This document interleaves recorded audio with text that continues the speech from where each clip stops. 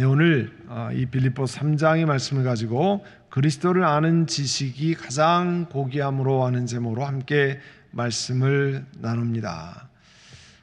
오늘 사도 바울은요, 이 빌립보 지방에 사람들이 와서 성경의 복음의 말씀과 상관없는 이 유대인으로서 어떻게 해야 구원받는지를 이야기하는 거짓 교사들에 대항해서 하나님 말씀을 이 3장 1절에 11절에 드리고 있습니다. 우리 지난주에도 좀 살펴보았습니다만 오늘 내용은 만약에 누가 세상적인 것, 신분, 세상이 쌓아놓은 업적 그렇게 자랑한다면 그러면 나 바울은 어떤 사람이냐, 그걸 얘기해서 먼저 결론부터 얘기하면 그 업적이나 이런 것으로 따져봐도 당신들한테 내가 절대 지지 않는 사람인데 그런 내가 예수 그리스도만을 귀하게 여기는 것을 소개하고 있습니다. 그러니까 여러분들이 그런 것 가지고 얘기할 것이 없다는 거죠.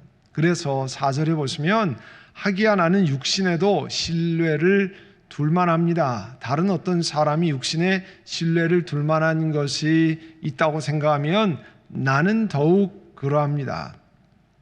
그러니까 유대적인 것을 신뢰하는 사람들, 유대적인 것을 더 자랑하는, 신뢰하는 유대주의적인 율법주의자들을 경고하려는 거죠. 구원받으려고 하면 유대인으로서 우리가 지켜왔던 이러이러한 것을 꼭 지켜야 된다고 얘기하는 그런 사람들을 향해서 경고하는 내용입니다.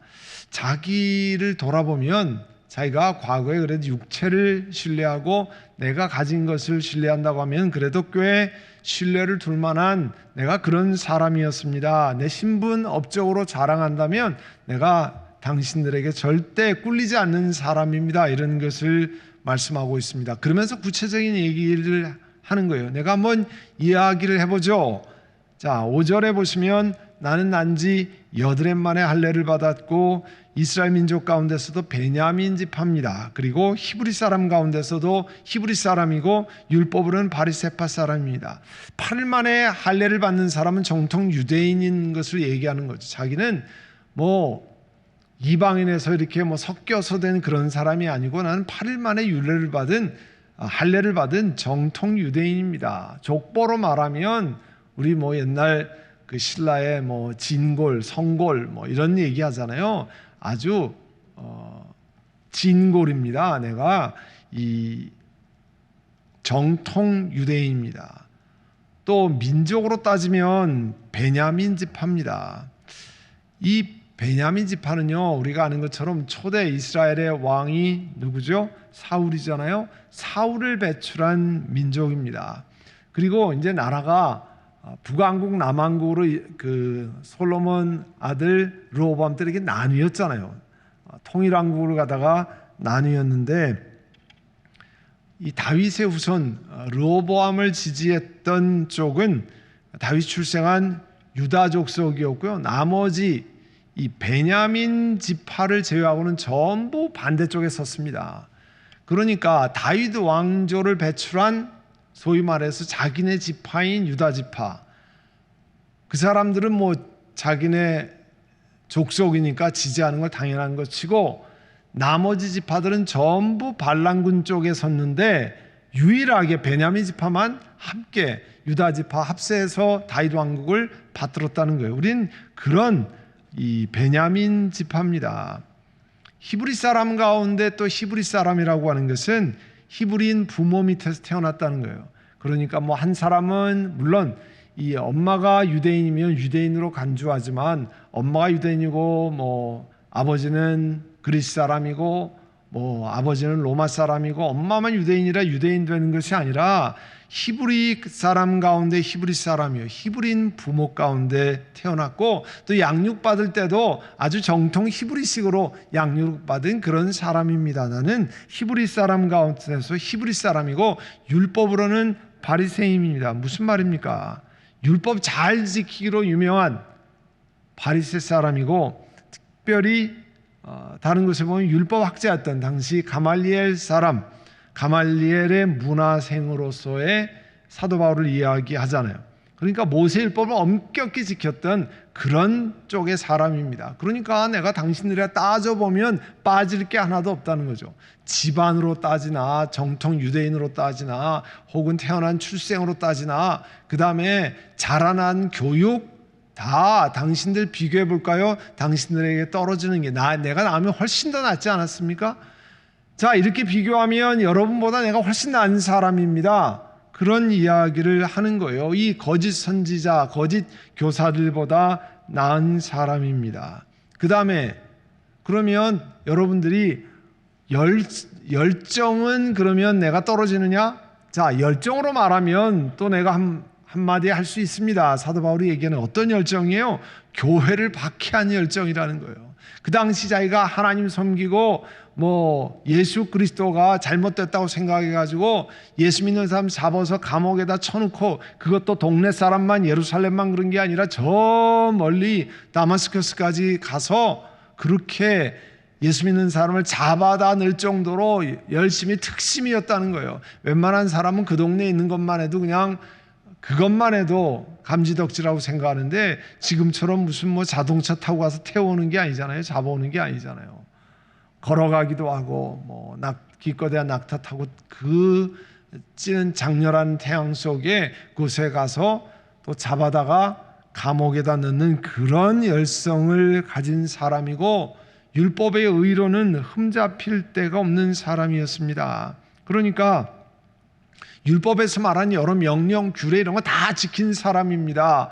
여러분이 율법을 지켜야 구원받는다고 그러는데 그러면 비교해 봅시다. 나와 대항해서 내가 얼만큼 율법을 열심히 지키는 사람인지.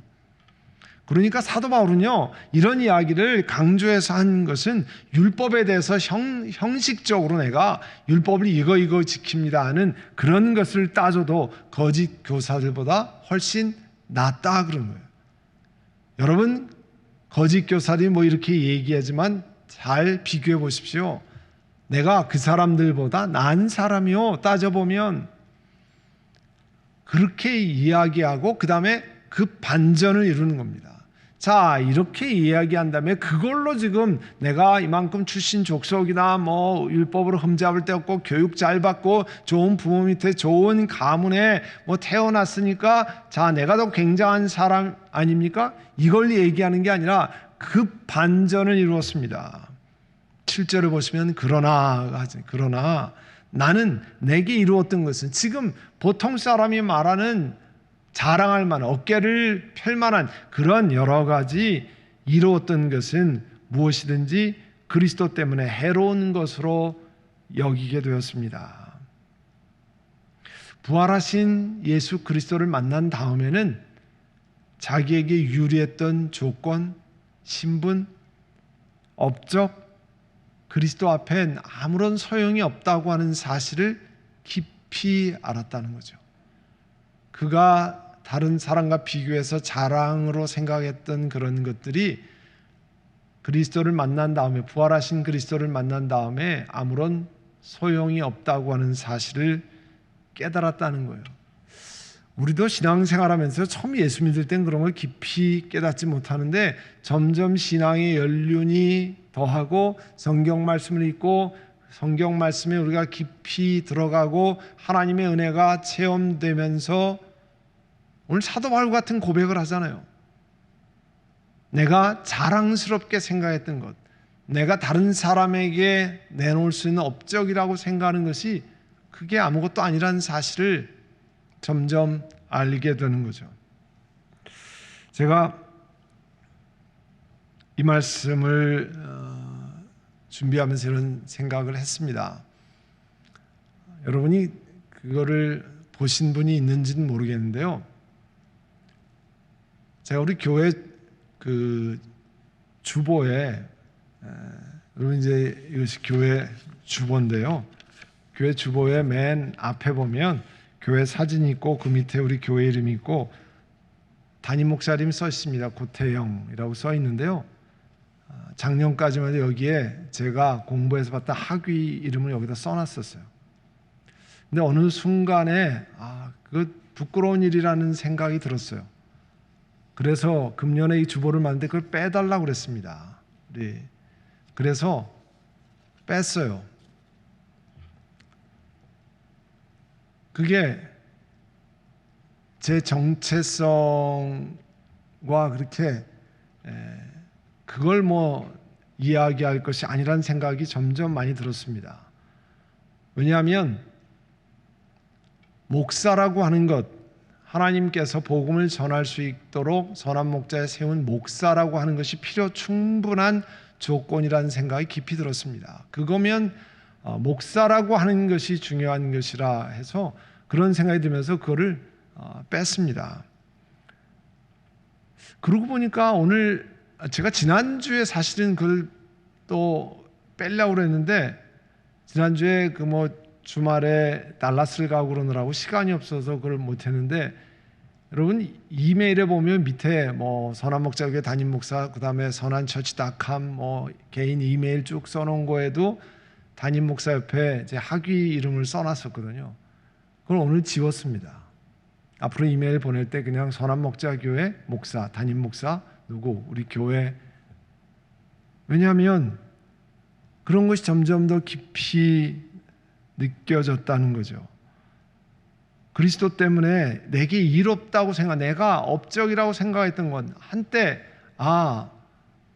저도 고생해서 그런 것을 얻어서 이게 내 정체성의 일부분을 차지한다고 생각했는데 점점 목회를 하면서 공부한 학위로 목회하는 것이 아니고 정말 그리스도를 의지하고 그리스도께 순종해서 그리스도께 주신 힘으로 목회한다는 것이 점점 깊이 느껴지면서 그 학위 이름을 적는 게 부끄럽다는 생각을 하게 됐습니다. 왜냐하면 오늘 사도 바울이 고백한 것처럼 그와 같은 것을 옷 입으면 내가 그리스도 생명의 은혜를 주시고 나를 살리시고 우리를 새롭게 하시고 사람을 살려내시는 생명의 그리스도로 옷 입지 못한다고 하는 사실을 그것을 깊이 우리 몸에 체험한다고 하는 사실을 점점 알게 된 거죠. 그리스도께서 주시는 그런 생명의 의만이 하나님 앞에 쓸 수 있는 것이라는 사실을 점점 기억하게 되는 겁니다. 그래서 그리스도를 만나고 그리스도께의 은혜를 점점 경험하면서 사도 바울이 이야기하는 건 뭐예요? 내가 육체적으로 따지면 이와 같은 것들을 이야기할 수 있습니다. 그러나 오늘 말씀에 의하면 이 모든 이루었다라고 생각하는 것이 그리스도 때문에 오히려 해로운 것으로 여기게 됐습니다. 그것 때문에 그리스도를 의지하지 않는다면 훨씬 해로운 거라는 거죠. 그리스도를 의지해서 사람을 살리는 일을 맡는 것이 사도 바울인데 그리스도를 의지해서 사람을 살리는 일을 감당하고 복음을 전하는 일이 목사인데 내게 유리한 건 내가 쌓아놓은 업적을 의지하고 했다고 하면 하나님의 능력이 나타나지 않는 거잖아요. 사람 살리는 게 말 잘한다고 되는 것도 아니잖아요. 사람 사는 게 지식을 많이 소개한다고 되는 게 아니잖아요. 성령 하나님께서 역사하셔서 마음문을 열고 성령께서 그를 사로잡으셔야 주님 앞에 나올 수 있는 거 아닙니까? 오늘 그 말씀을 하면서 8절에 반복하고 있습니다. 그뿐만 아니라 내 주 예수 그리스도를 아는 지식이 가장 고귀함으로 나는 그 밖의 모든 것을 다 해로 여깁니다.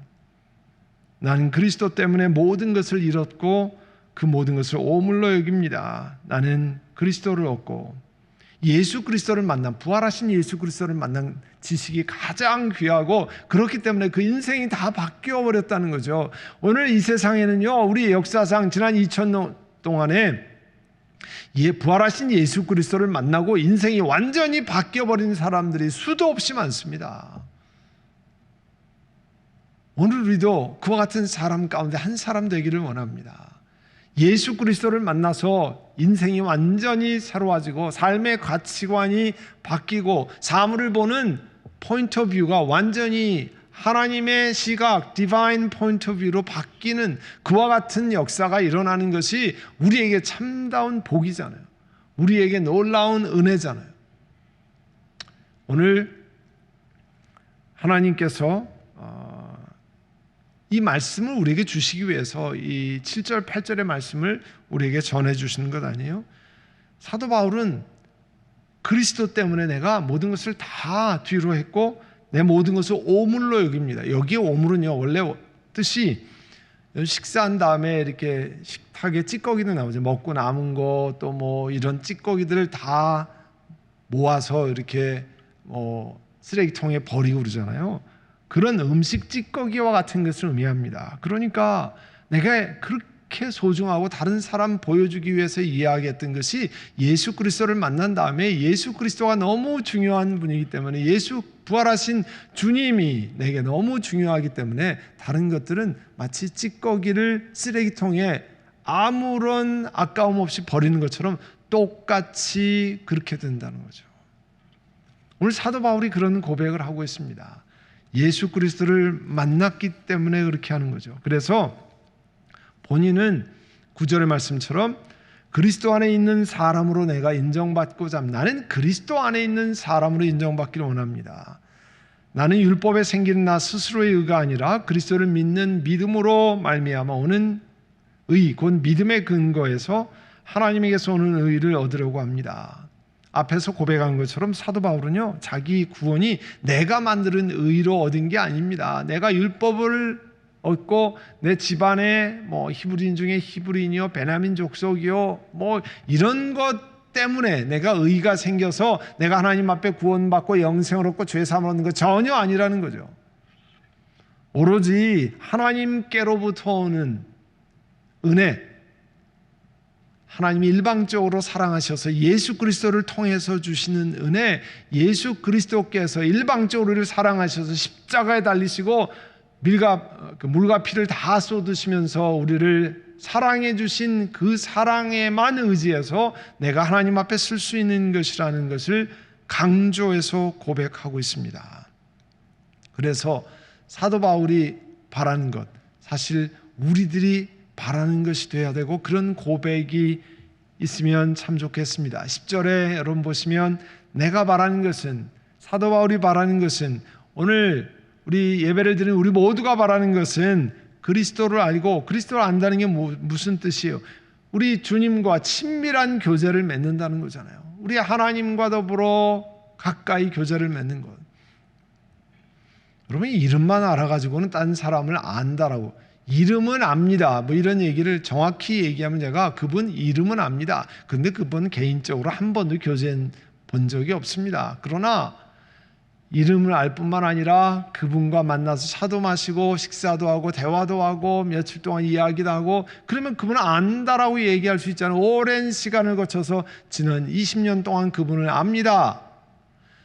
마찬가지로 오늘 사도 바울이 내가 그분을 알고 그리스도를 알고 그리스도의 은혜를 경험하고 그리스도와 교제하고 그리스도의 은혜를 경험했습니다. 그런 고백을 하고요, 그분의 부활의 능력을 깨달았습니다. 내가 오늘 이 땅을 살아가는 것은 이 고통스러운 복음을 전하면서도 하나님의 은혜를 기억하는 것은 부활의 능력을 내가 덧입기 때문입니다. 내가 지금 감옥에 앉아서 이야기를 하지만 부활의 능력을 덧입어서 내가 이런 고백을 드리는 겁니다. 그것 때문에 주의 나라를 위해서 그분의 고난에 동참하는 것을 부끄러워하지 아니하고 그것을 내가 하나님 앞에 특권으로 여깁니다.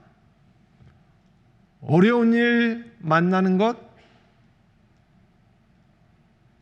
주님의 고난에 동참하는데 그게 억지로 하는 것이 아니라 하나님, 내가 특권입니다.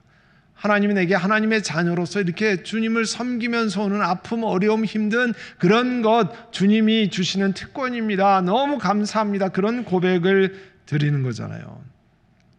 그래서 사도 바울의 고백은 11절입니다. 그래야 나는 어떻게 쓰든지 죽은 사람들 가운데 살아나는 부활에 이르고 싶습니다. 예수 그리스도를 힘입지 않고는 부활의 길에 나아갈 수 있는 사람 아무도 없습니다. 예수 그리스도를 만나지 않으면 이 땅의 삶이 마감하고 영원한 삶을 얻을 사람이 아무도 없습니다.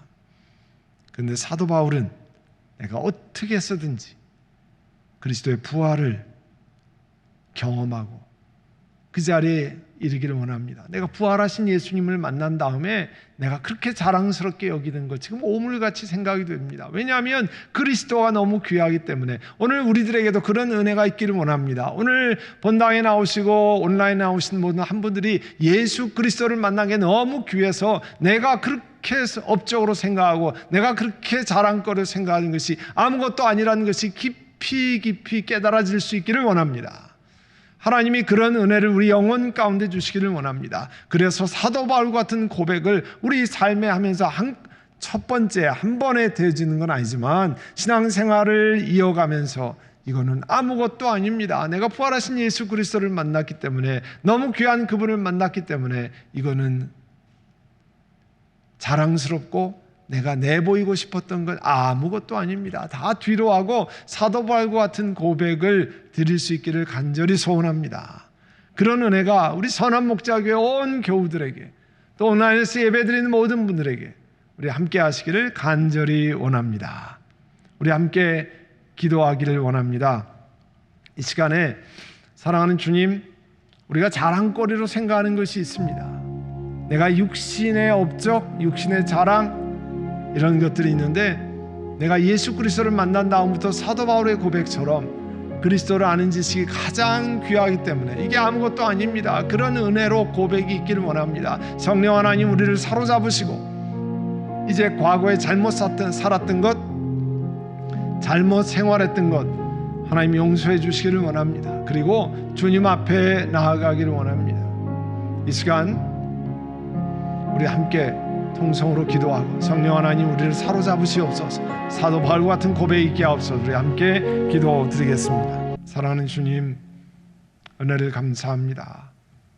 오늘 사도 바울이 빌립보 교인들에게 보낸 것처럼 부활하신 예수 그리스도를 만나고 보니 내게 자랑이었던 것, 업적이라고 생각되었던 것, 내보이고 싶은 것 아무것도 아니고 그것이 그리스도 가장 귀한 것이므로, 가장 귀한 분이므로 그 모든 것들을 뒤로 했다고 하는 그런 고백을 했는데, 사랑하는 주님, 우리 모든 하나님의 사람들도 이제 부활하신 주님을 만난 것이 너무너무 귀한 것이고 그것이 우리에게 생명의 은혜가 되기 때문에, 그리스도 안에 있어야 하나님의 의로 발견되기 때문에 이제 다른 것 모든 것이 다 오물같이 여겨지고 아무것도 아닌 것임을 우리 영혼 가운데 깨닫는 은혜를 허락해 주시기를 원합니다. 이 밤에 한 분 한 분 생명의 은혜가 충만케 하시고 아버지, 그것으로 인해서 육체의 연약함에서 놓여나게 하시기를 원합니다. 예수 그리스도를 만나서 세상의 모든 환경의 어려움을 뛰어넘는 은혜를 주시기를 원합니다. 힘들고 어렵지만 그 속에서 주께 의지하며 감옥에서 하나님 앞에 고백드리는 사도 바울과 같이 이제 어떤 환경 속에서도 부활하신 예수 그리스도를 의지하며 뛰어넘고 하나님을 찬양하고 하나님을 높이는 은혜를 베풀어 주시기를 원합니다. 생명의 은혜가 한 분 한 분에게 충만케 하시고 하나님께서 새롭게 하시는 귀한 역사가 있게 하여 주시옵소서. 예수님의 이름으로 기도드립니다. 아멘.